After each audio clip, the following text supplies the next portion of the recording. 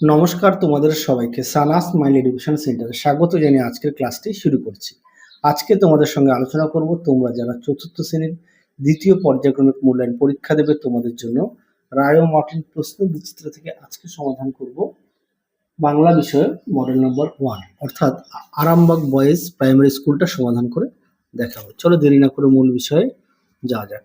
প্রথমে আছে একে শূন্যস্থান পূরণ করো। উত্তরটা কি হবে?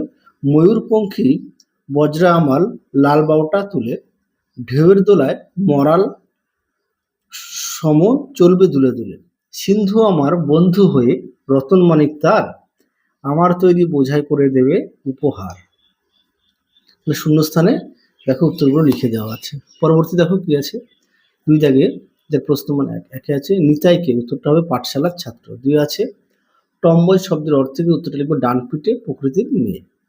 গয়ে আছে দক্ষিণ মেরু অভিযান কত সালে শুরু হয়েছিল, উত্তরটা লিখবো 1901 সালে। ঘয়ে আছে উবা কোন শহরকে বালির দেশ বলেছিল, উত্তরটা লিখবো কলকাতা। মনে আছে সওদাগর কোথায় পাড়ি দিতে চায়, উত্তরটা লিখবো সাগরে। চলে আছে কারা শম্ভুকে ভয় দেখিয়েছিল, উত্তরটা লিখবো বেড়াল ছানা, পেঁচাদের, গাছপালা, বন বিড়াল আর বাদুর। পরবর্তী দেখো কি আছে, কয় স্তম্ভের সঙ্গে ক্ষয় স্তম্ভ মেলাও। কয়েকটা হবে আ সত্যেন্দ্রনাথ দত্ত, ক্ষয়েরটা হবে বিদ্রোহী কবি দীর্ঘই কাজী নজরুল ইসলাম, গয়েরটা হবে ভানু সিংহ, এটা হবে হস্যই রবীন্দ্রনাথ ঠাকুর। ঘয় আছে পল্লী কবি, এটা হবে অ জসীমউদ্দিন।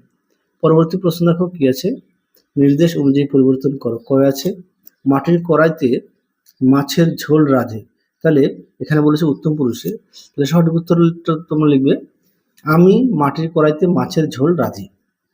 ক্ষয় আছে প্রথম পুরুষ, তাহলে কি হবে সে দু পা একটু হাঁটে।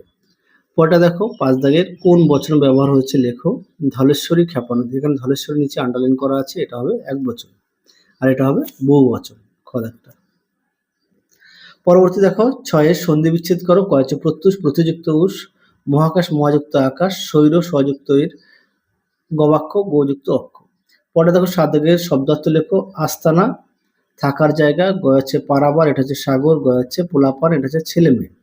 বাক্য বাড়াও, আমি নেব, কি নেব, আমি একটি লাল বল নেব। ক্ষয় আছে নাকে গন্ধ আসছে, কেমন গন্ধ, উত্তরটা লিখবে নাকে ফুলের মিষ্টি গন্ধ আসছে। পরবর্তী দেখো কি আছে, নয় দাগের নিচের রেখাঙ্কিত শব্দগুলির অর্থ এক রেখে অন্য শব্দ বসাও। কি আছে, কয়ে মারামারি বাদলে দঙ্গলে লড়ে, তাহলে লিখবে মারামারি বাদলে দলে লড়ে। ক্ষয় আছে উত্তরটা লিখবে এক পিস্তুত ভাই একটা টোটকা বলল। দশে দেখো নিচের প্রশ্নগুলো এক কথা উত্তর দাও। বাক্য ক্রিয়াপদ কাকে বলে, উত্তরটা দেখো বাক্যের যে শব্দ দ্বারা কোনো কাজ বোঝায় তাকে বলে বাক্য ক্রিয়াপদ। ক্ষয় আছে মুখ্য কর্ম ও গৌণ কর্ম বলতে কি বোঝে, উত্তরটা দেখো বাক্যের ক্রিয়াকে কি দিয়ে প্রশ্ন করে যে উত্তর পাওয়া যায় তাকে মুখ্য কর্ম বলে, আর কাকে দিয়ে প্রশ্ন করলে যে উত্তর পাওয়া যায় তাকে বলে গৌণ কর্ম। তাহলে আশা করি দেখে নিয়েছো। তাহলে চলো আজকের মতো এখানেই সমাপ্ত করছি, আবার দেখা হবে পরবর্তী ভিডিওতে। তোমরা সবাই সুস্থ থেকো, ভালো থেকো। আজকের মতো টাটা।